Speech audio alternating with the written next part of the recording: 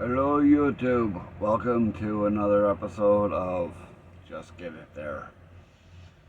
I want to start out by saying I don't mind wearing a hat, but this time I'm actually wearing it for a reason. I got my Bluetooth wrapped around in my hair, knotted, had to cut some of the hair, so that's the reason why I'm wearing a hat. Usually I try not to, just because. But I want to start out with this video saying I know it's been a long time since I did a video, but I had a meeting with the terminal manager for my terminal in Mechanicsburg, Pennsylvania.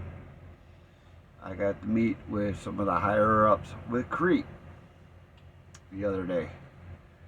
I want to start out by saying thank you to Willie for introducing me to Winston.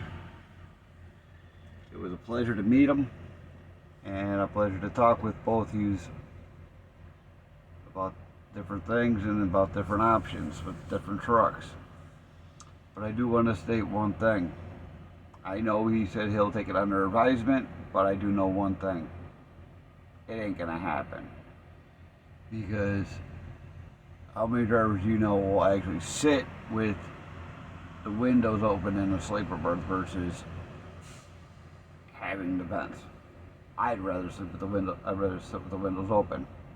Because to me, just the way I am.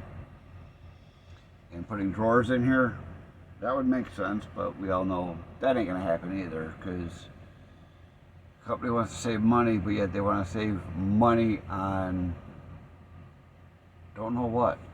They say fuel is the biggest expense, but you can get rid of the wind if you can put windows in a sleeper berth and have a spot where you can get stuff in and out, because in the Kenworths they have what they call the emergency escape hatch, and they do open up where you can actually get stuff from the ground level without having to get it from your seat. Let me flip this camera and show you something real quick. I just happen to park next to a Kenworth T680 with those windows. So, with that being said, to me that's got to be better than simply air on. If you don't need to idle your truck, why idle it? Second of all, it just to me makes when you hear the word safety, ooh, wait, that truck, the hood goes up in flames. Those little extra couple seconds trying to battle out getting out of that door, which chances are you're not getting out, because by the time you realize that, not really that much of a distance between you and that hood. Now is there?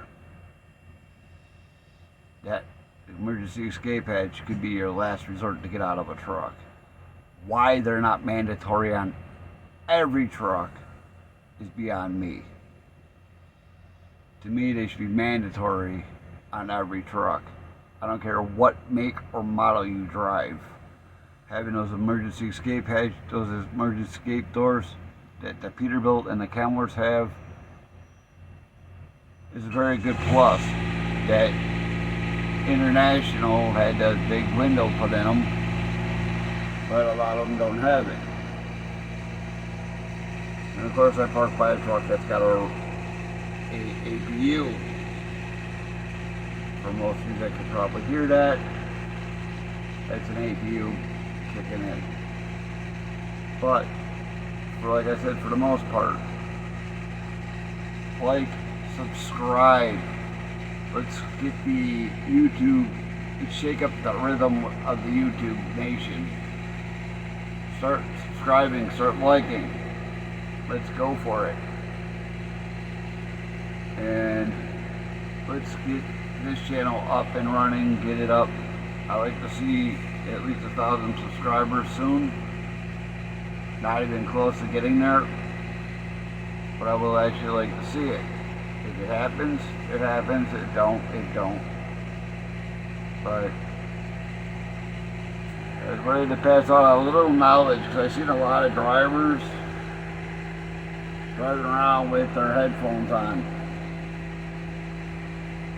If you're covering this here, you're covering this here, you can't hear anything around you. You need not to have them on both ears. They're supposed to be on one ear only. And that would be the right ear. And if you don't need it on your head, store them. Put them on the seat. Put them someplace where you can reach them in case somebody does call you. Most trucks have an audio that you can plug it in. If you're listening to your phone, through music to your phone, hook it up, put an audio jack in, and use the audio jack on your truck. That way you get a better sound out of your speakers for your truck, versus out of a Bluetooth that's stuck to your head. You don't need it attached to your head 24/7 while you're driving. If you're not on the phone, hang it up. Like I said, audio jack covers everything. It's a lot more beneficial if you can hear everything around you. Not only see it, but hear it. And that's the way it should be. You don't need to have the headphones on. In most states, you're wearing headphones, it's illegal. You got earbuds in your ear, in both ears, that's illegal. You're only supposed to have it in one ear, not both. So let's stop the nonsense and get back to driving like we're supposed to and have respect for everyone, not just ourselves and put me first. No, let's work together and get things put together in one swell swoop. We take our time, slow down, we see somebody that may need our help, stop and help them. You're not going to get too far if you don't stop and help somebody. Take the time out and actually help. But back to Crete, when it comes to doing things, listen to what the drivers are telling you, especially with that new tablet. Pay attention to it. If you have issues with it,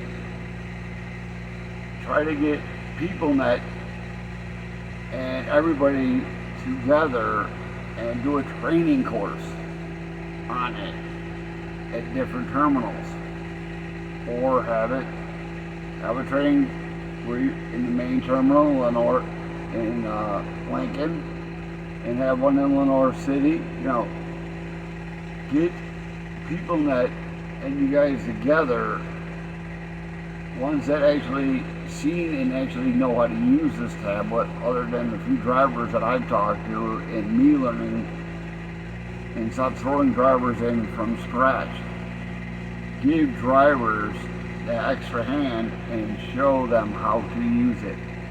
If you're not familiar with it, find somebody that is, or watch a few of my previous videos where I go about how to use this PeopleNet.